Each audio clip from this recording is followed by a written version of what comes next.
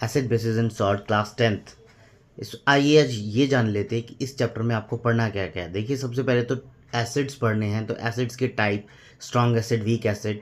Strong और weak acid क्या है, वाटर में डिजोल्व होकर पूरी तरीके से अगर आयोनाइज हो रहे हैं तो स्ट्रॉन्ग एसिड है, अदरवाइज वीक एसिड है।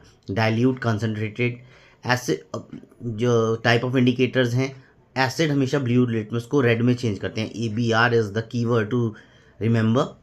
और जो सिंथेटिक इंडिकेटर्स हैं, मिथाइल ऑरेंज है, फिनोफ्थलीन है, और कुछ ऑल्फैक्टरी इंडिकेटर्स भी हैं, यानी जो स्मेल के साथ में स्मेल चेंज करते हैं, जिससे आप डिफ्रेंशिएट कर सकते हैं। तो ये ज़्यादातर ब्लाइंड कैंडिडेट्स के लिए यूज़फुल है ऑल्फैक्टरी इंडिकेटर्स।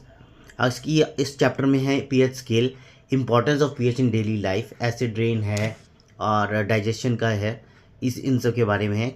टूथ इनामल का जो लेयर होता है दैट इज़ कैल्शियम फॉस्फेट, और फॉर्मूला है Ca3PO4 होल ट्वाइस। ये बोर्ड एग्जाम में पूछा गया है। वाटर ऑफ क्रिस्टलाइजेशन किसी भी कंपाउंड के अंदर अगर प्रेजेंट है तो वो उसको क्रिस्टल प्रोवाइड करेगा और कलर प्रोवाइड करेगा। दैट डजंट मीन कि वो जो कंपाउंड है आपको लिक्विड स्टेट में मिलेगा। कुछ रिएक्शंस हैं, बाकी कुछ सॉल्ट्स के बारे में आपको पढ़ना है, जैसे कि कॉमन सॉल्ट है NaCl। NaCl का यूज़ आपको क्लोर एल्कली प्रोसेस में होगा कास्टिक सोडा को बनाने में।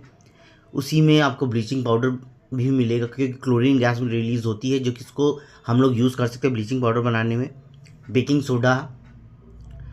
सोडा में आपको Na2CO3 मिलेगा, जिसको रिक्रिस्टलाइज किया जाएगा तो वॉशिंग सोडा प्रिपेयर होगा। प्लास्टर ऑफ पेरिस, जो कि जिप्सम से प्रिपेयर किया जाता है। तो ये कुछ टॉपिक्स हैं। साथ ही साथ इसके आपको केमिकल प्रॉपर्टीज़ भी पढ़नी है, एसिड की और बेसिस की। देखिए दोनों में सिमिलैरिटी ये है कि दोनों में आयंस प्रोड्यूस होते हैं, एक में H+ और एक में OH-। तो आयंस प्रोड्यूस हो रहे हैं तो इलेक्ट्रिकल कंडक्टिविटी दोनों के ही एक्वस सॉल्यूशन में होगी।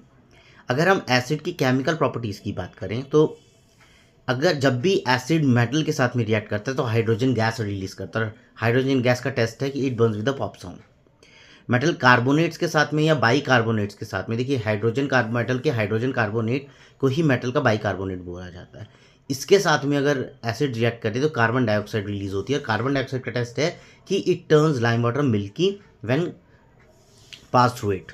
सो किसकी वजह से, कैल्शियम कार्बोनेट की वजह से। और अगर उसमें से कार्बन डाइऑक्साइड एक्सेस पास की जाए तो कैल्शियम बाई कार्बोनेट के फॉर्म होने की वजह से मिल्कीनेस डिसअपियर हो जाती है। अब बात करते हैं केमिकल प्रॉपर्टीज़ ऑफ बेसिस की।